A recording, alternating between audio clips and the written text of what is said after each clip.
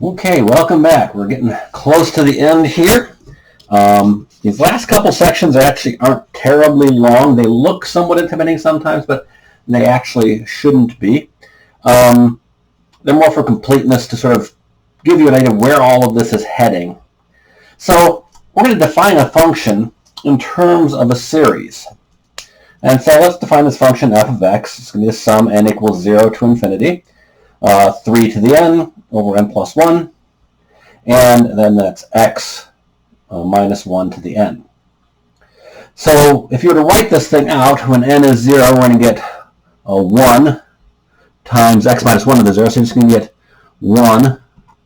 Plug in n equals 1, you're going to get 3 halves times x minus 1. Plug in n equals 2, and you get 9 thirds.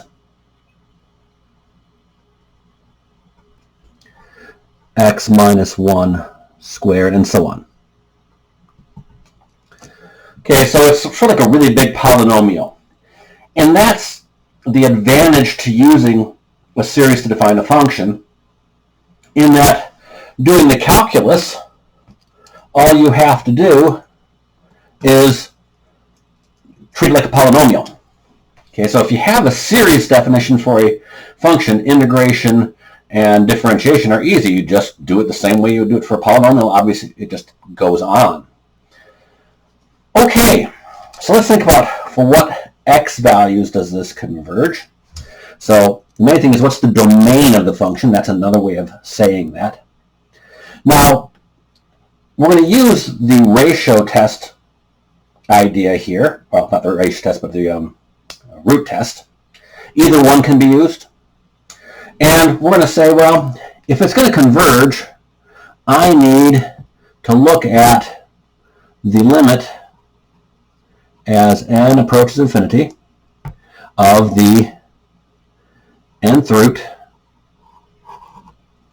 of my 3 to the n over n plus 1 times x minus 1 to the n in absolute value. Okay, that was what we did for our ratio. So we want that to be less than 1. Well, this is going to be the limit n approaches infinity. Well, the nth root of 3 to the n is just 3 over nth root of n plus 1. And because that's the value, we get the absolute value of x minus 1. As n goes to infinity, this nth root of n plus 1 goes to 1. That was one of our rules from way back at the beginning. And so you get this number out front.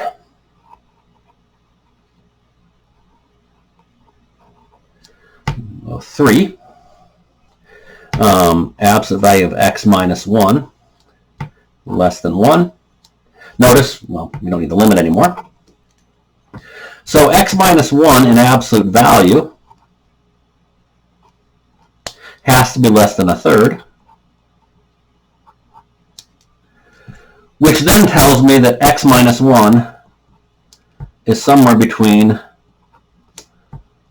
1/3 and negative 1/3. Okay, and then we can add 1 to everything and say that x is between, well, 1 plus negative 1/3 is 2/3. 1 plus 1/3 is 4/3. And so that tells me the range of x's where this thing converges. So if x is in this range, it converges. If it's outside of this interval, it diverges.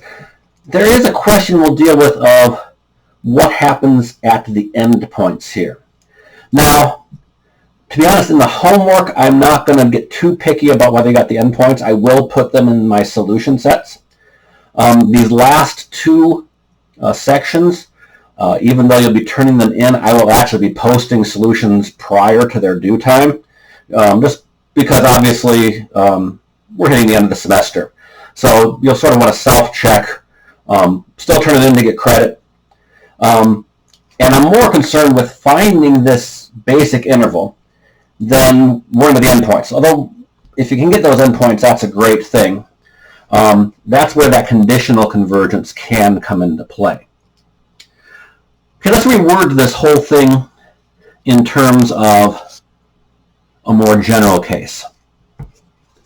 So for what values of x, if I have something, this sum n equals 0 to infinity of c sub n, make that n clear, x minus a to the n converge.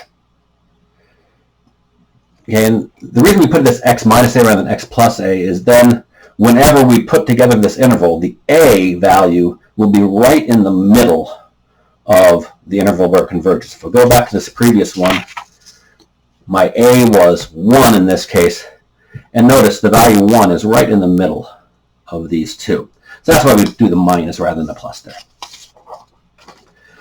Well, if we look at the nth root and we take the nth root of the absolute value of c sub n times x minus a to the n, that's going to equal the nth root of c sub n, absolute value, times x minus a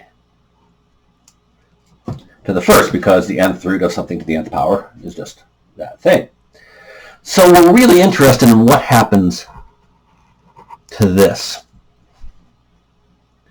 Okay, so we're going to let, and this is my own notation here, the book doesn't define this number, so we're going to let k be the limit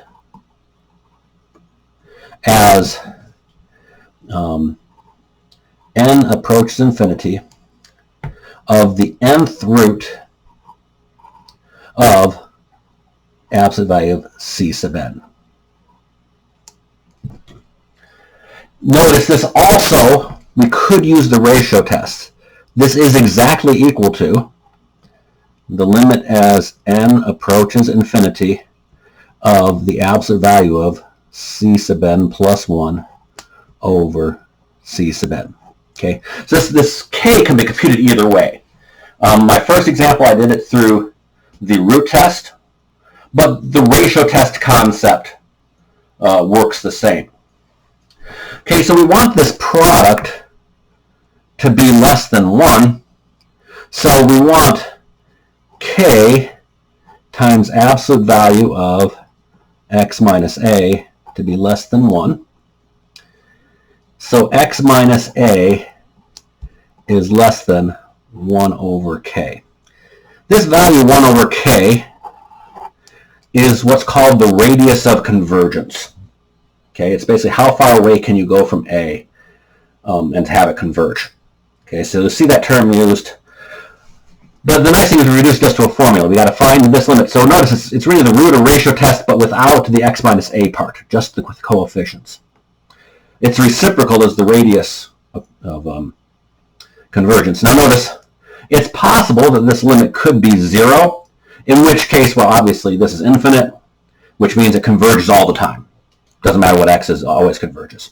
And we'll see some examples of that. Okay, so our basic domain is this. And then what we do is we have to check separately what happens when this equals negative 1 over k or this equals positive 1 over k.